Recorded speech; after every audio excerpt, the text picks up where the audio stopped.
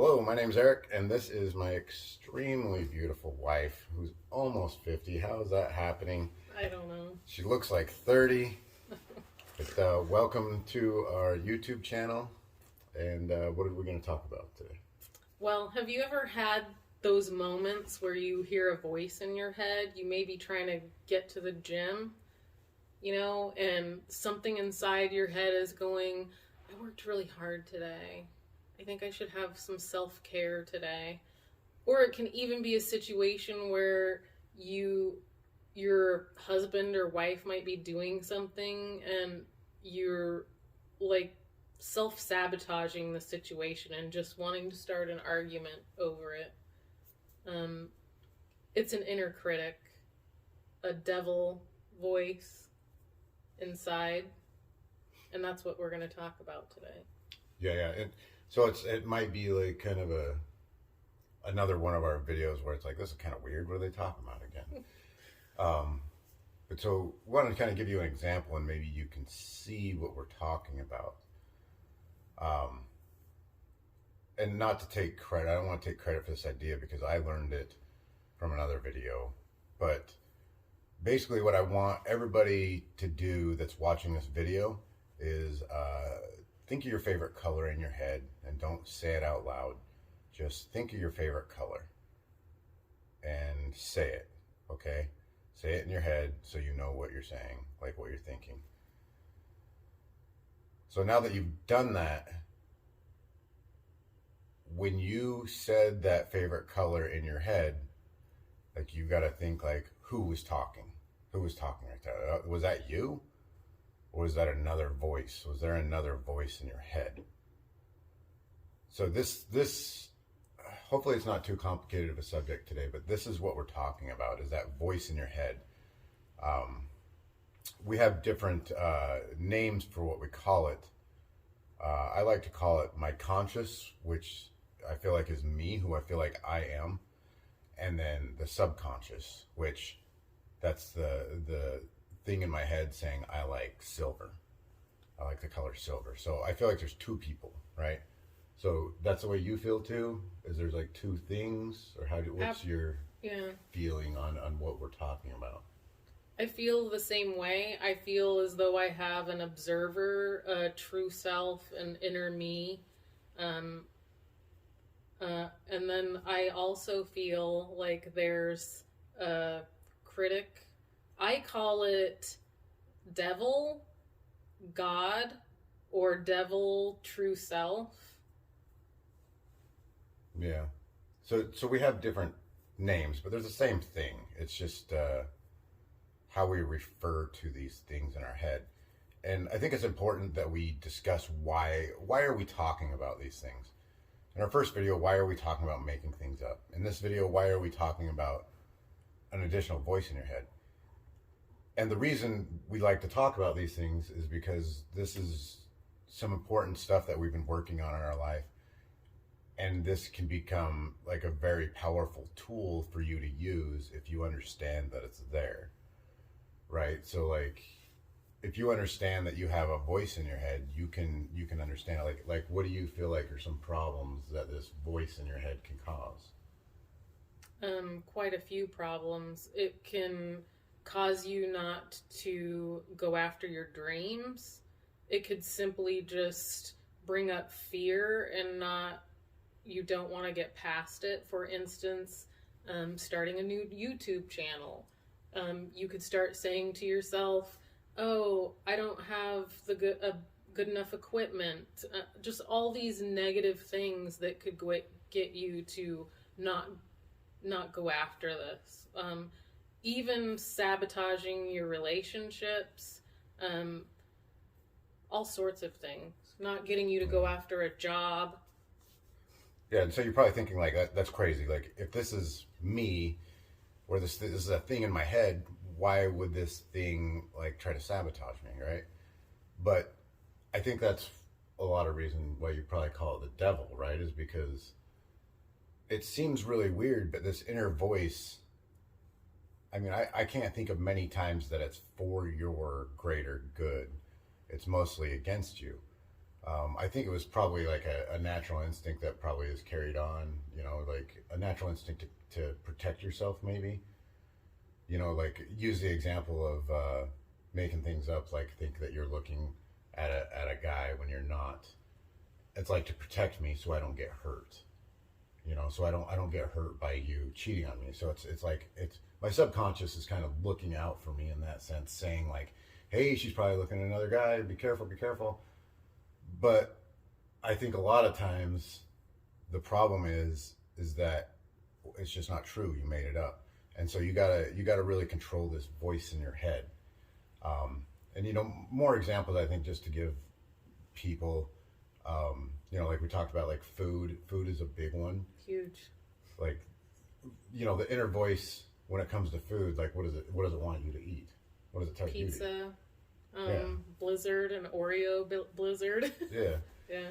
So it wants you to eat all these easy things, but the thing is like you don't want to eat those things necessarily. You want to eat healthy food. But the thing is that subconscious will tell you to do it. It'll say, let's eat this because it's yummy, it's easy. You know, if you're on a diet, your subconscious is going to be like, dude, you can have a cheat today. You deserve this cheat. Your subconscious will tell you to not go to the gym, take the gym off. Another thing it'll do when you're dieting is if you do have a day where you fall short and eat something bad, it'll just be like, it's all over. Just give up. You've screwed it all up. Yeah. It's really weird that you have this voice in your head and it's really not for you. And I think to me, like the main takeaway of what we're talking about here is how to, well, like we said, we want to just knowing it exists is a big deal, but also how to manage it. And the thing is like going to the gym, I think is a great example because, if you try to go to the gym for the first time ever, your subconscious is like, dude, bad idea. It's a really bad idea. And you finally muster up the energy and the strength to go to the gym. And I think most people that would go would be like, that actually, it felt pretty good. Like, it felt good. Going day 2 is just, it's that much easier. Not much, but it's that much easier. And then you enjoy it. And then the next day, it's a little easier. And the next day, it's a little easier. And as time goes on, you actually start to enjoy it. And what's happening there is that you are exercising your conscious side and you are overcoming the subconscious. So the thing is you need your conscious to become more powerful than the subconscious. And by exercising this conscious, you become stronger than the subconscious. And that's really what needs to happen because you don't want the subconscious to run the entire show. If the subconscious runs the entire show, that's what we're talking about, is you're eating horrible food, you're not going to the gym, you're insecure with your partner. There's just so many things that come up because it is powerful. When you don't exercise the conscious, the subconscious becomes so powerful that it runs everything. Yeah, it's not an easy thing to do. I think the very first thing you can do is just begin recognizing it. Noticing what you're saying to yourself is huge. I remember a time when I was just less aware and just was kind of on automatic pilot. But then I discovered through trying to change myself and better myself of how I was speaking to myself. And it's just progressed over the years because at first I just thought it was how I talked to myself.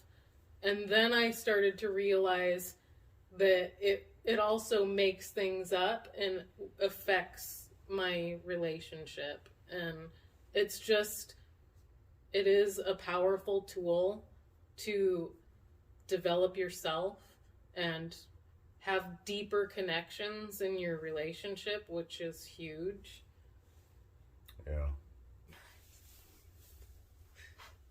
So one way to start overcoming this subconscious running over everything is just to do, like we started out with this video, is just recognize that there is something there. There is whatever you want to call it. There's another thing happening in your head, another entity, another, like the devil. Maybe if you're religious, like you believe the devil. There's a something speaking to you, or like, like I'm thinking like there's just the subconscious, which is it takes care of your basic needs. Whatever it is, just recognize that there is something else there, and it can give you undesirable thoughts that you need to work through. And then the next step might be what? I think questioning your inner critic, that devil voice, because once you start recognizing it, questioning, like, is this real? What is this thing saying to me? And then ask yourself, what would happen if I don't follow this inner critic? Yeah. And then I think the last step is kind of what we've been working on for a while, is how do you overcome it? And the thing is I think if you think you're just going to snap your fingers, or you're just going to fix this issue like just overnight, it's not going to happen. The way you tackle objects like this is super, super baby steps. And I think, like, we were talking about the gym. You go to the gym like one day, you just take it today, try to get today done. Or I was helping out a friend recently that he's kind of going through some tough times. And like, dude, you got to go out there and just run. Like, just run. You don't have to go to the gym, just run. And if you can run 10 feet, that's fine. 10 feet is perfect. Tomorrow you're going to do 12 feet though. And then the next day you're going to do 15 feet. And the next day 20 feet. You push every day, and every day you push, that's how you're going to start overcoming, and you're going to become more powerful than that subconscious. So work on something. Maybe you want to work on food first though, work on just cutting out soda. That's it. Just cut out soda. Soda's huge. Cut out potato chips next. Work in little tiny baby steps so it doesn't overwhelm you. It's just a little bit. And I think another thing we were talking about is, diet and exercise is a big one, but also, making things up. If you have a partner that you trust, like what we work on is this voice is making things up, and we work on talking, which is super vulnerable, right? It is. It's horribly vulnerable and really hard to talk about. To say to somebody that, hey, I've got this feeling in my head that you feel this certain way about me, and like opening yourself up and being vulnerable and allowing yourself to look weak, it's hard, but you can start talking to your significant other or somebody you trust about it, and say, hey, do you see this situation the same way I do? And I think even if you have discussions with people be like, you're taking that the wrong way. I mean, you hear that all the time, right? You're taking that the wrong way, or you're not understanding me, or there's a lot of things people will say that clue you in that you are not understanding, and then your subconscious is twisting this in a different manner. And I think a lot of times you need to listen to those people and say, they're trying to tell me something. They're trying to tell me that I'm thinking about this in a different way. And that's because your subconscious is leading you in that other direction. So you could work on baby steps with just those three things, but I think it's just important to understand that you have these thoughts, which a lot of times can be sabotage, self-sabotage, or negative thoughts, and it's okay. It's totally normal to have these thoughts. Yeah, you need to be easy on yourself. And I just wanted to add, your baby step idea is amazing. I bought this treadmill a long time ago, and that was how I became a runner. I literally would just do 3 minutes. And then I'd be like, okay, 1 more minute. And so the first time I only did 5 minutes.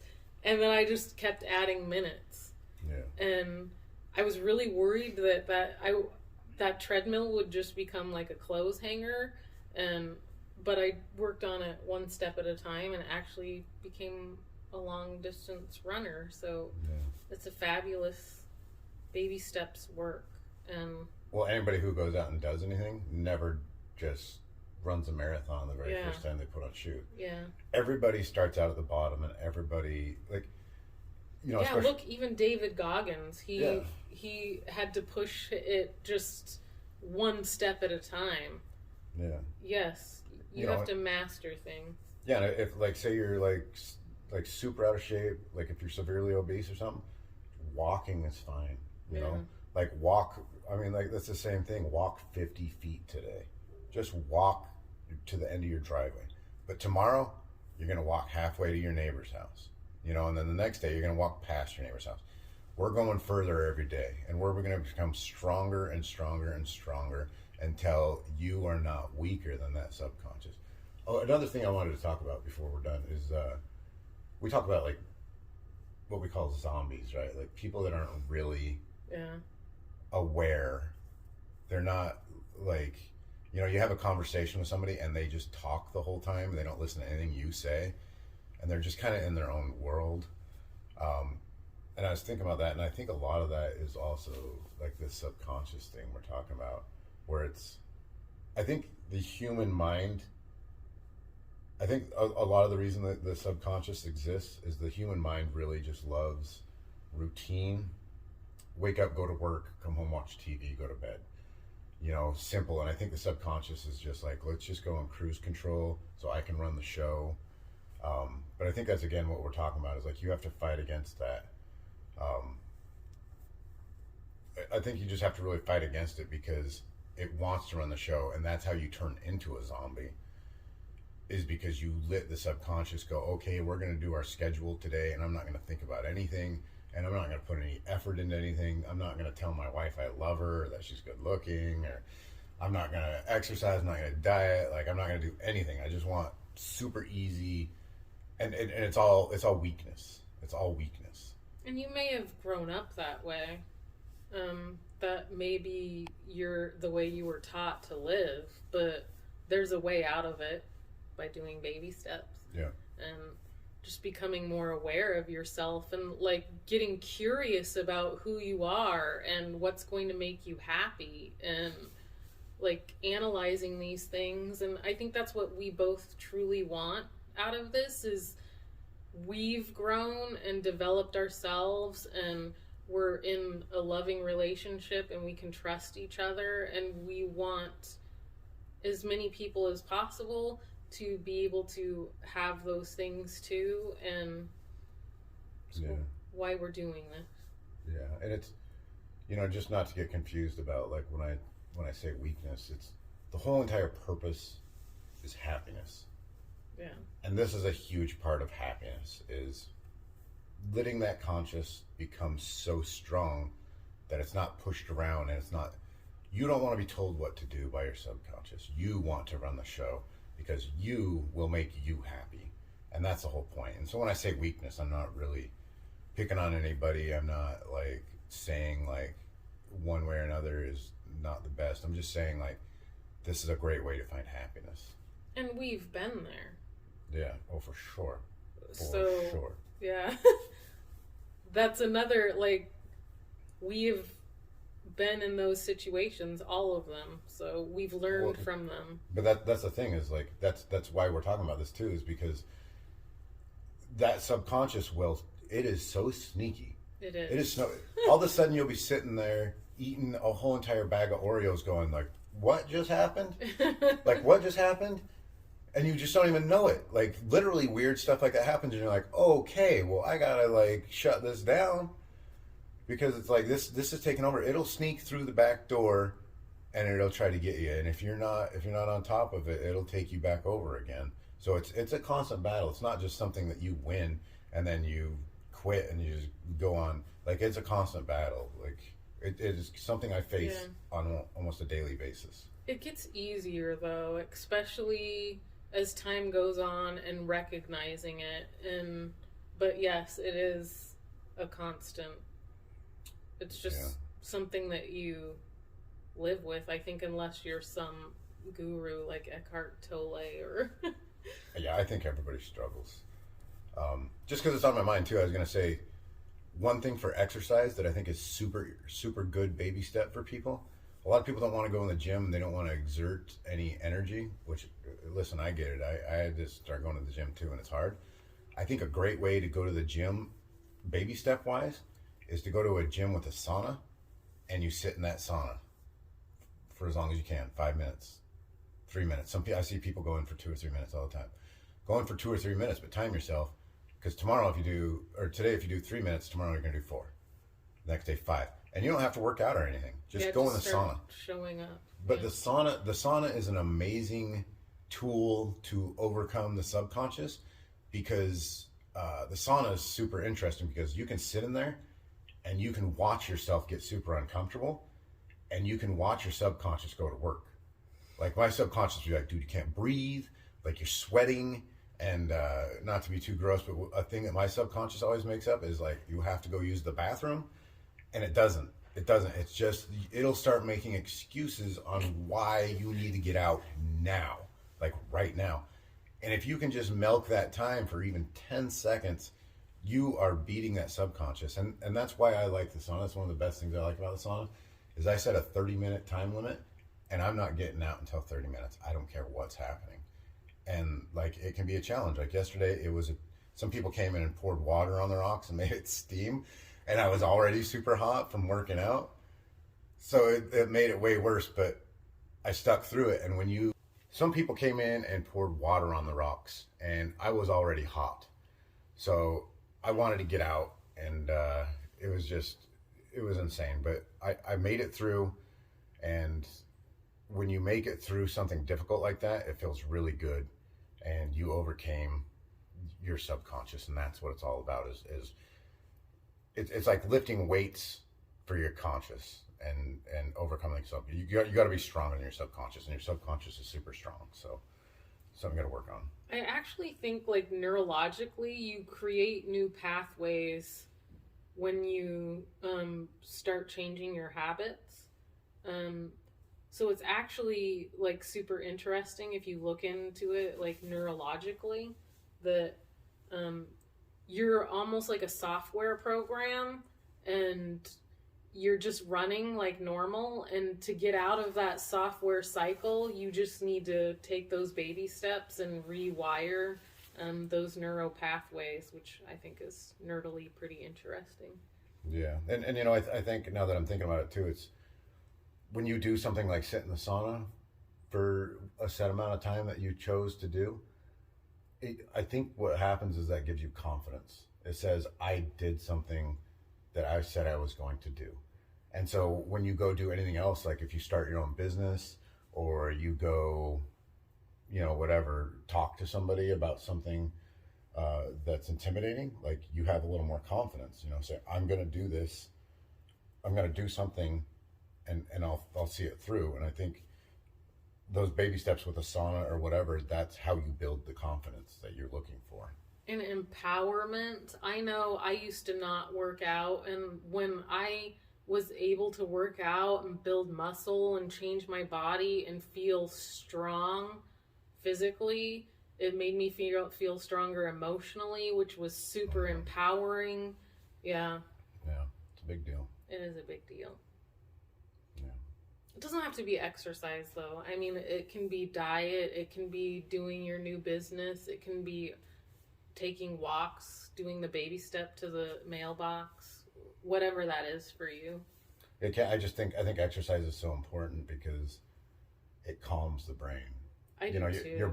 Your brain, or maybe your subconscious, if you let it have too much energy, then it's really powerful. Then it's way powerful in you. It's like a dog. If you don't walk a dog, it'll chew on your furniture. You know, and that's the same thing with you. If you don't walk yourself, kind of like, you might find yourself chewing on the furniture.